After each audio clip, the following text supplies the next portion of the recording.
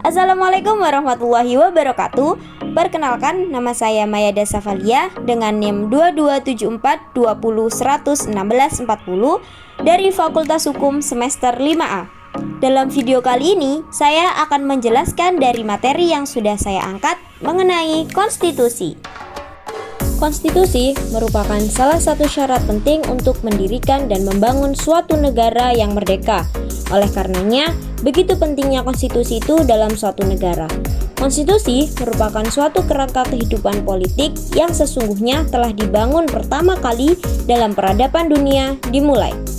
Karena hampir semua negara menghendaki kehidupan bernegara yang konstitusional, adapun ciri-ciri pemerintahan yang konstitusional diantaranya memperluas partisipasi politik, memberi kekuasaan legislatif pada rakyat, menolak pemerintahan otoriter, dan lain sebagainya. Pengertian dari konstitusi. Mengenai istilah konstitusi dalam arti pembentukan berasal dari bahasa Perancis yaitu constituer yang berarti membentuk. Yang dimaksud dengan membentuk di sini adalah membentuk suatu negara. Pengertian konstitusi bisa dimaknai secara sempit maupun secara luas. Konstitusi dalam arti sempit hanya mengandung norma-norma hukum yang membatasi kekuasaan yang ada dalam negara. Sedangkan konstitusi dalam arti luas adalah keseluruhan dari ketentuan-ketentuan dasar atau hukum dasar, baik yang tertulis maupun tidak tertulis maupun campuran. Keduanya tidak hanya sebagai aspek hukum melainkan juga sebagai aspek non-hukum. Tujuan dari konstitusi. Konstitusi memiliki dua tujuan. Yang pertama, untuk memberikan pembatasan dan pengawasan terhadap kekuasaan politik. Yang kedua, untuk membebaskan kekuasaan dari kontrol mutlak para penguasa serta menetapkan batas-batas kekuasaan bagi penguasa. Konstitusi merupakan sarana dasar untuk mengawasi proses-proses kekuasaan. Tujuan dibuatnya konstitusi adalah untuk mengatur jalannya kekuasaan dengan jalan membatasinya melalui aturan untuk menghindari terjadinya kesewenangan yang dilakukan penguasa terhadap rakyatnya, serta memberikan arahan kepada penguasa untuk mewujudkan tujuan negara. Pengertian landasan hukum. Kata landasan dalam hukum berarti melandasi atau mendasari atau titik tolak. Sementara itu, kata hukum dapat dipandang sebagai aturan baku yang patut ditaati. Hukum atau aturan baku di atas tidak selalu dalam bentuk tertulis. Landasan hukum dapat diartikan peraturan baku sebagai tempat terpijak atau titik tolak dalam melaksanakan kegiatan-kegiatan tertentu, dalam hal ini adalah kegiatan pendidikan. Landasan hubungan Undang-Undang Dasar 1945 dan NKRI. Yang pertama adalah Pancasila sebagai ideologi negara. Pancasila merupakan falsafah bangsa. Ketika bangsa Indonesia menjadi negara, falsafah Pancasila pun ikut masuk dalam negara. Karena itu, negara mempunyai cita-cita yaitu kebenaran hakiki yang terdapat dalam Pancasila. Yang kedua yaitu Undang-Undang Dasar 1945 sebagai landasan konstitusi.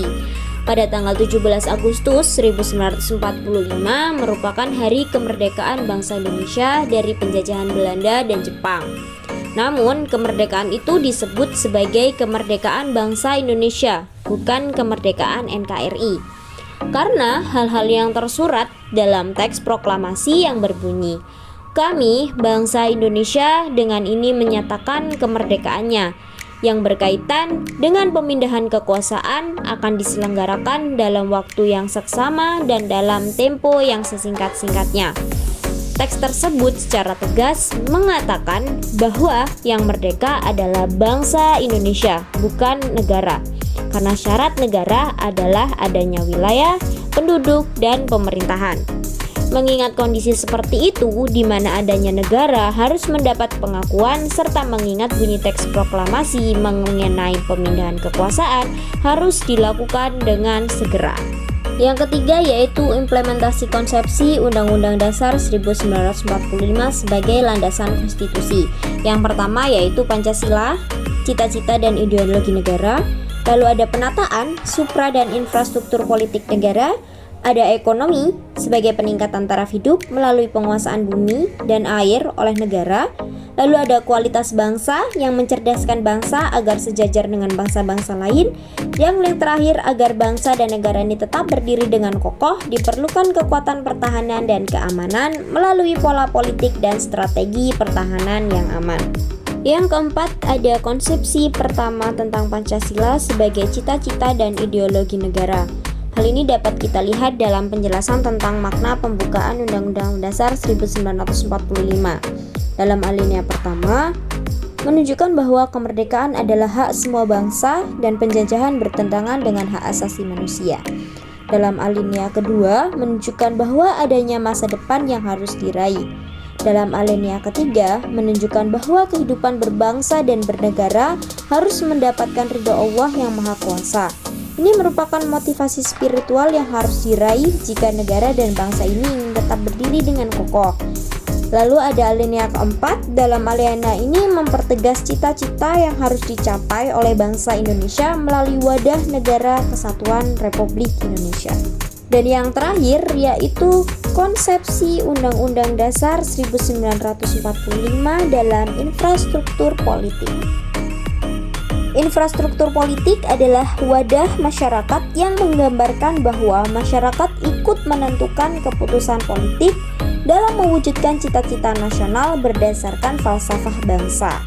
Dalam infrastruktur politik yang dimaksud adalah partai-partai yang menampung aspirasi dari kelompok organisasi kemasyarakatan. Masuk pada kesimpulan, konstitusi adalah suatu ungkapan untuk membentuk, mendirikan, atau menetapkan lebih lanjut dikenal dengan maksud pembentukan, penyusunan, atau menyatakan suatu negara. Maka dengan kata lain, secara sederhana, konstitusi dapat diartikan sebagai suatu pernyataan tentang bentuk dan susunan suatu negara yang dipersiapkan sebelum maupun sesudah berdirinya negara yang bersangkutan. Tujuan dibuatnya konstitusi adalah untuk mengatur jalannya kekuasaan dengan jalan membatasinya melalui aturan untuk menghindari terjadinya kesewenangan yang dilakukan penguasa terhadap rakyatnya, serta memberikan arahan kepada penguasa untuk mewujudkan tujuan negara, serta konstitusi mempunyai kedudukan nilai, fungsi, serta perubahan. Itulah beberapa penjelasan mengenai konstitusi yang bisa saya sampaikan. Bila ada salah kata, saya mohon maaf. Sekian, wassalamualaikum warahmatullahi wabarakatuh.